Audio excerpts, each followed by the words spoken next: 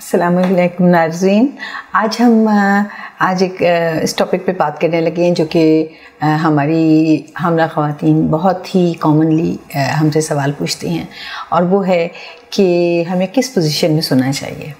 जैसे कि आपको मालूम है कि जैसे ही हमल शुरू होता है उसके बाद हर ट्राइमेस्टर के हिसाब से उसमें औरतें मुख्तलिफ़ चीज़ों को फेस करती हैं, जिसमें एक चीज़ जो कि बहुत ही कॉमन है वो है कि रात को नींद सही नहीं आती, या प्रॉपर्ली सोया नहीं जाता, या थोड़ी थोड़ी देर बाद आँख खुल जाती है, या फिर बाज़ दफ़ा शॉर्टनेस ऑफ ब्रेथ महसूस होने लगती है।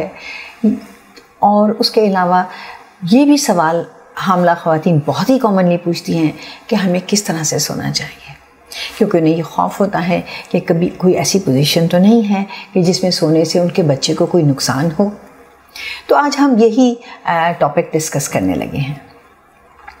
तो सबसे पहले तो मैं आपको एक बेसिक बात प्रेगनेंसी के बारे में बता दूं कि प्रेगनेंसी में चंद चीज़ें बहुत ही कॉमनली होती हैं, और वो होती हैं कि औरतों को जैसे जैसे हमल बढ़ता जाता है, मतलब हमल के महीने बढ़ते जाते हैं, वैसे वैसे उनको बैकएक होना शुरू होता है। बाज़ औक़ात उनको सांस चढ़ने की भी तकलीफ़ होती है, बाज़ औक़ात वो कंप्लेन करती हैं, बल्कि ये तो अर्ली प्रेगनेंसी से ही कंप्लेन करती हैं कि जी बहुत हार्ट बर्न्स हो रहे हैं। बाज़ दफ़ा कुछ ख़वातीन हमल के दौरान हेमरॉइड्स की भी शिकायत करती हैं। तो ये तो वो छोटी छोटी शिकायतें हैं जो कि आम बहुत छोटे लाइफ स्टाइल को चेंज करने से ही ठीक हो जाती हैं, या अपनी डाइटरी चीज़ों को ही ठीक करने से हो जाती हैं, या बाज़ औक़ात हमें उसके लिए कुछ दवाइयाँ भी देनी पड़ती हैं। लेकिन ये कि हम सोएं किस पोजीशन में, ये आपके लिए इसको अंडरस्टैंड करना बहुत इम्पॉर्टेंट है, क्योंकि बाज़ सोने की पोजीशंस भी ऐसी हैं कि जिसकी वजह से आपको ये प्रॉब्लम्स भी होना शुरू हो जाते हैं, जैसे कि हार्ट बर्न्स हैं, ब्रीदिंग में प्रॉब्लम है, या फिर बैकएक है, या फिर हेमरॉइड्स। तो सबसे पहले मैं ये बताती हूँ कि एक चीज़ आप याद रखें, और वो है SOS। SOS वैसे तो स्टैंड करता है सेव आवर सोल के लिए, लेकिन हम SOS इस्तेमाल कर रहे हैं इस वक्त स्लीप ऑन योर साइड, यानी कि करवट लेकर सोएं।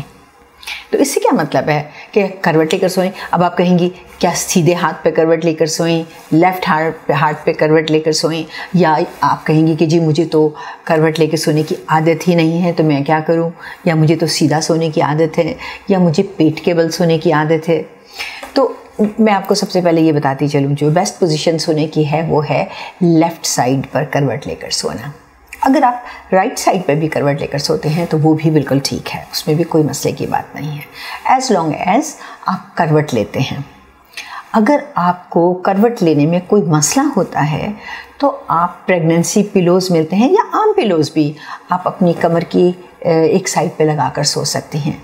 उससे ये होगा कि आपकी कमर थोड़ी सी एक साइड से लिफ्ट रहेगी, और आपका जो पेट का प्रेशर है, ख़ास तौर पे जो आखिरी ट्राइमेस्टर है, यानी कि 6 माह से लेकर 9 मंथ तक, उसमें पेट चूँकि काफ़ी बड़ा हो चुका होता है, और जो यूट्रस है उसका वज़न और बच्चे का वज़न आपकी जो बड़ी ब्लड सप्लाई करने वाली वेसल्स हैं, जैसे कि एओर्टा है, इंफीरियर वेना कावा है, उसके ऊपर पड़ रहा होता है।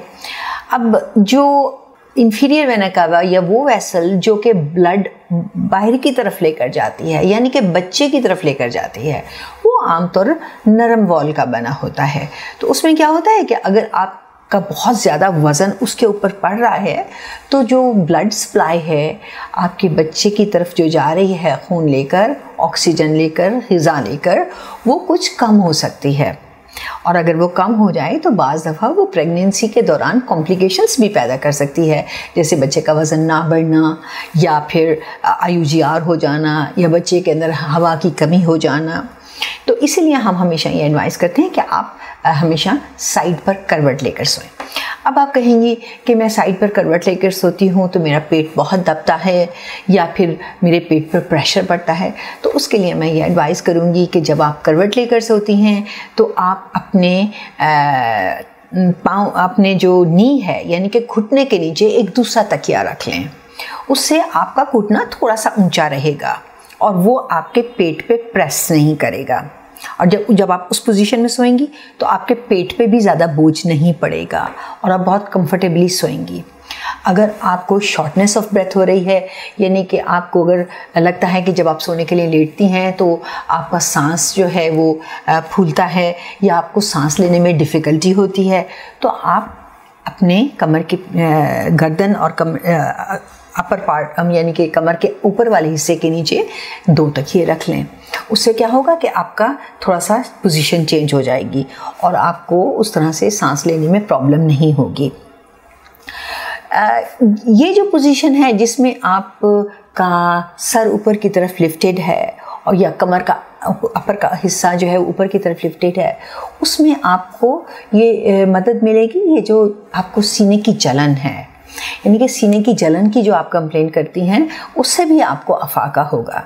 क्योंकि बाज़ औक़ात जब आप सीधा लेटती हैं ये तो कुछ चूँकि बॉडी के अंदर बहुत से हार्मोन्स ऐसे पैदा हो रहे होते हैं जो कि आपके सारे मसल्स को, पूरे बॉडी के मसल्स को रिलैक्स कर देते हैं।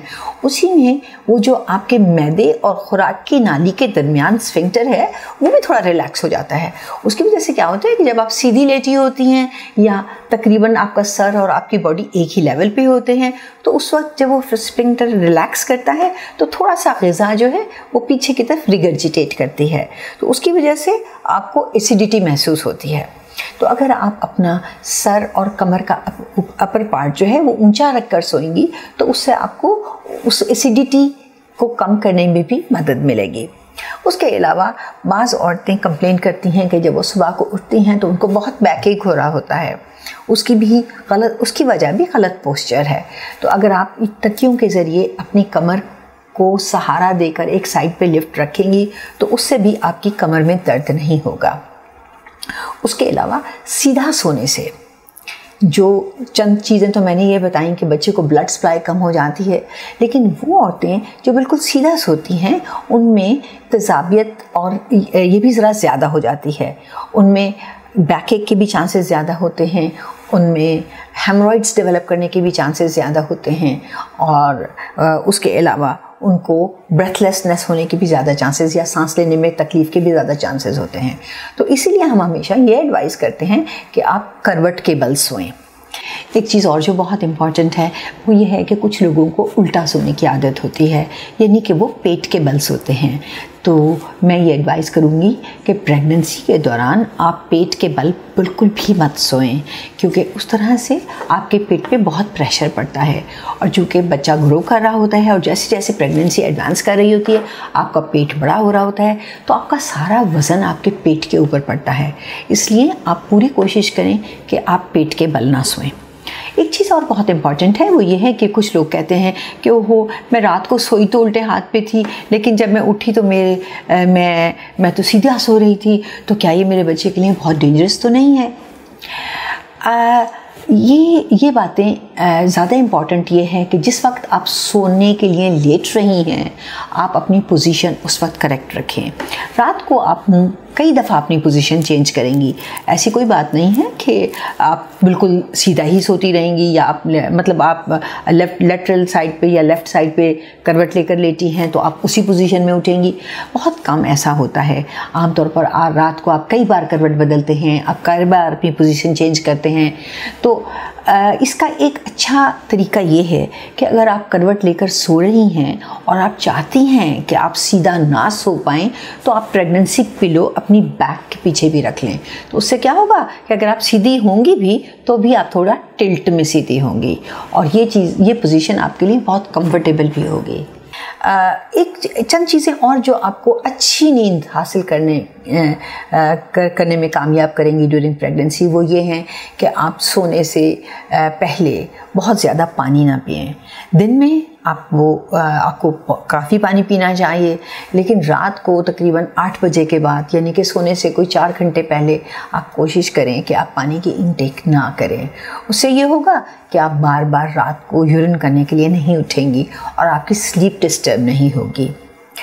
एक चीज़ और है वो ये है कि अगर आप चाय और कॉफ़ी का इस्तेमाल करती हैं तो आप कोशिश करें कि आप 3 बजे के बाद चाय या कॉफ़ी ना पिएं, क्योंकि अगर आप उस वक्त कॉफ़ी नहीं पिएंगी तो उससे ये होगा कि आपको, या चाय नहीं पिएंगी 3 बजे के बाद, तो आपको रात को नींद अच्छी आएगी।